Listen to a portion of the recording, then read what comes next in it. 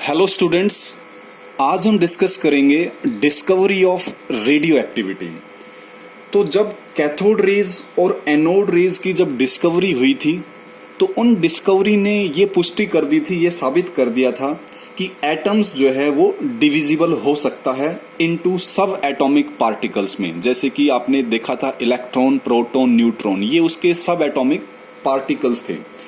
और ये जो पुष्टि थी इसको फर्दर सपोर्ट किया था डिस्कवरी ऑफ रेडियो एक्टिविटी की। जब रेडियो एक्टिविटी की डिस्कवरी हुई इसने भी साबित कर दिया था कि एटम्स क्या है वो डिविजिबल है। तो ये किसने किया था? ये किया था फ्रेंच का एक साइंटिस्ट है जिसका नाम है हेनरी बैक्यूरेल। तो हेनरी बैक्यूरेल की एक बहुत ही अजीब सी कहानी है जिसके थ्रू उनकी ये डिस्कवरी जो है कामयाब हुई। तो उन्होंने एक दिन क्या किया, वो स्टडीज कर रहे थे यूरेनियम साल्ट की प्रॉपर्टी के बारे में। ठीक है, तो वो यूरेनियम साल्ट की प्रॉपर्टीज को वो स्टडी कर रहे थे। तो उन्होंने क्या किया कि यूरेनियम को एक ब्लैक पेपर में बांध कर, रैप करके उसको एक ड्रॉअर में रख दिया, टेबल के अंदर रख दिया, ड्रॉअर के अंदर रख दिया, और साथ में ही उसके एक फोटोग्राफी प्लेट रख दी। तो उन्होंने देखा, उन्होंने नोटिस किया कि वो उस फोटोग्राफी प्लेट पर जो है ना काला निशान पड़ गया, डार्कन यानी कि डार्क हो गया वो। और उस प्लेट पर उन्होंने उस साल्ट की इमेज भी देखी। तो जब उन्होंने देखा भी ये सारी चीज हो रहा है तो इसका मतलब ये कहीं ना कहीं कुछ ना कुछ रेडिएशंस के वजह से हो रहा है। ये जो ये प्लेट डार्क होगी, इस पे जो इमेज बन गई, तब उन्हें लगा कि जो यूरेनियम साल्ट है उसी ने हाई एनर्जी रेडिएशन को इमिट किया है, जिसने उस ब्लैक पेपर को पेनिट्रेट कर दिया। पेनिट्रेट यानी कि आर पार कर दिया, और उस फोटोग्राफी प्लेट को उसने प्रभावित कर दिया। तो यहां से एक डेफिनेशन निकल के आती है रेडियो एक्टिविटी की, कि रेडियो एक्टिविटी क्या चीज है। रेडियो एक्टिविटी एक फिनोमिना है क्या, of spontaneous emission of radiation by certain elements, कि किसी एलिमेंट के द्वारा लगातार रेडिएशन का इमिशन होना, उसको उन्होंने रेडियो एक्टिविटी कहा। और जो भी सब्सटेंस इन रेडिएशंस को इमिट करेगा उन सब्सटेंस को जो है उन्होंने रेडियो एक्टिव सब्सटेंस कहा। कुछ एग्जाम्पल देखते हैं रेडियो एक्टिव सब्सटेंस के, जैसे कि यूरेनियम, ये कॉमन एग्जाम्पल है, रेडियम, पोलोनियम, थोरियम।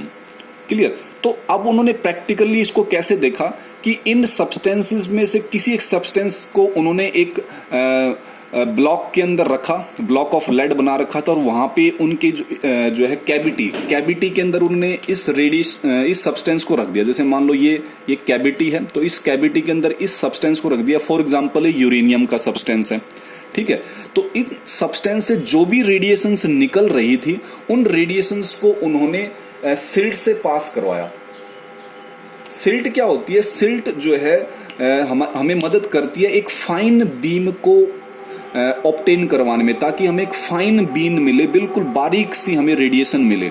और उस रेडिएशन को फिर उन्होंने क्या किया, इलेक्ट्रिक फील्ड और मैग्नेटिक फील्ड के थ्रू पास करवा के देखा। तो मान लो हमने ये इलेक्ट्रिक फील्ड और मैग्नेटिक फील्ड लगा रखा है यहाँ पे, तो जैसे ही इन रेडिएशंस को उन्होंने इलेक्ट्रिक फील्ड से पास करवाया तो ये देखा गया कि ये जो रेडिएशन है ये 3 हिस्सों में जो है ना डिवाइड हो गई। यानी कि यहां से 3 रेडिएशंस डिफ्लेक्ट हो गई, और वो जाके फोटोग्राफी प्लेट पर जो है उन रेडिएशंस को उन्होंने देखा।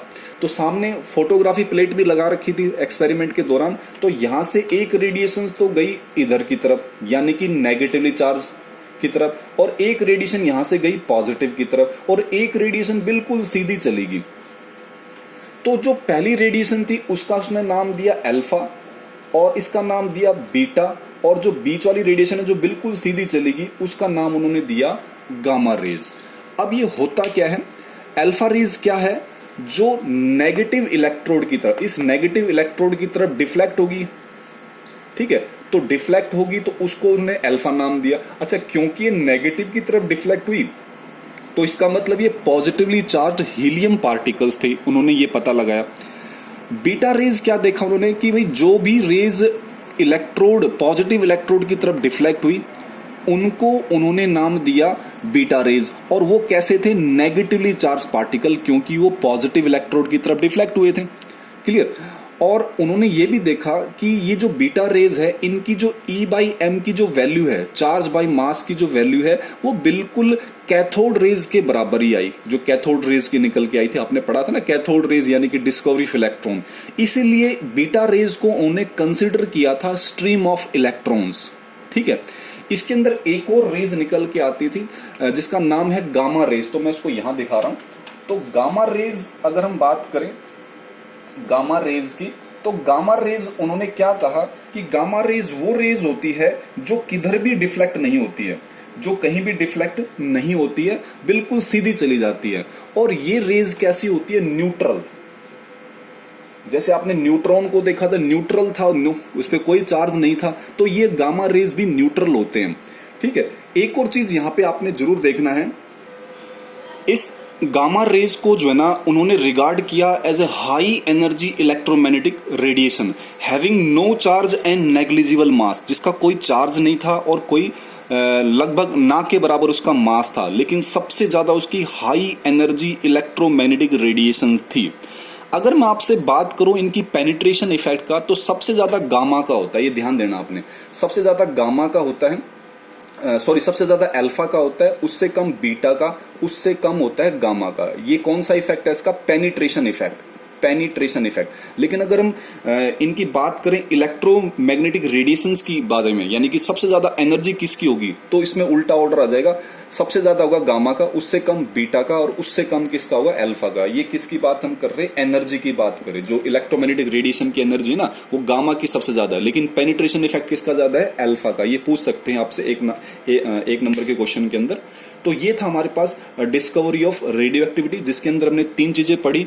एक अल्फा रेज कौन सी होती है, जो कि नेगेटिव इलेक्ट्रोड की तरफ डिफ्लेक्ट होती है और वो पॉजिटिवली चार्ज्ड हीलियम पार्टिकल्स होते हैं। दूसरा बीटा रेज, जो कि पॉजिटिव इलेक्ट्रोड की तरफ डिफ्लेक्ट हुआ था एक्सपेरिमेंट के दौरान, और जिनको हम नेगेटिवली चार्ज पार्टिकल्स बोलते हैं। और तीसरा है गामा रेज, जो बिल्कुल सीधी चलेगी फोटोग्राफी प्लेट पर, बिल्कुल यहां से निकली और रेडिएशन बिल्कुल सीधी चलेगी, यानी कि किधर भी डिफ्लेक्ट नहीं हुई, नहीं ना तो नेगेटिव इलेक्ट्रोड की तरफ ना ही पॉजिटिव, और उनको उसने न्यूट्रल कहा। और सबसे ज्यादा हाई एनर्जी इलेक्ट्रोमैग्नेटिक रेडिएशन भी उसने इसी को कहा, जिस पर कोई चार्ज नहीं था, नेग्लिजिबल जिसका मास था।